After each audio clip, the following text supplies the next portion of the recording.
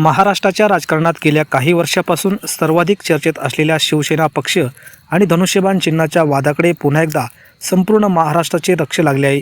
निवडणूक आयोगाने एकनाथ शिंदे यांच्या गटाला शिवसेना पक्षाचे नाव आणि धनुष्यबाण चिन्ह देण्याच्या निर्णयाला उद्धव ठाकरे गटाने सर्वोच्च न्यायालयात आव्हान दिले आहे।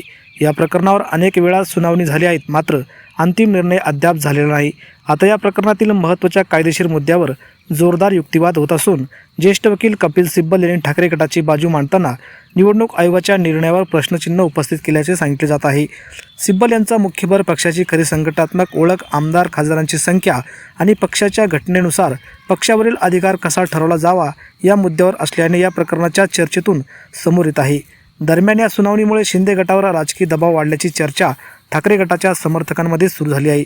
मात्र सर्वोच्च न्यायालयाचा अंतिम निकाल अद्याप आलेला नसल्याने कोणाला शिवसेना नाव किंवा धनुष्यबाण चिन्ह मिळणार हे सध्या निश्चितपणे सांगता येणार नाही।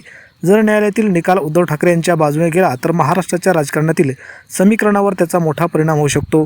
दुसरीकडे शिंदे गटाच्या बाजूने निर्णय कायम राहिल्यास त्यांच्या राजकीय अस्तित्वाला न्यायालयीन मान्यता मिळाल्याचे चित्र या ठिकाणी निर्माण होईल। त्यामुळे आगामी सुनावणीत अत्यंत महत्त्वाची ठरणार आहेत।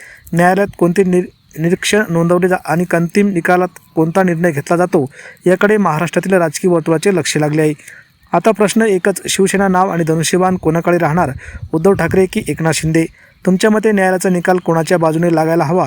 तुमचे मत कमेंटमध्ये नक्की सांगा। चॅनलवर नवीन असाल तर चॅनलला सबस्क्राईब करून बेल आयकॉनला प्रेस करा। महाराष्ट्राच्या राज्यातील प्रत्येक महत्त्वाची घडामोड आम्ही तुमच्यापर्यंत पोहोचत राहू। धन्यवाद। जय महाराष्ट्र।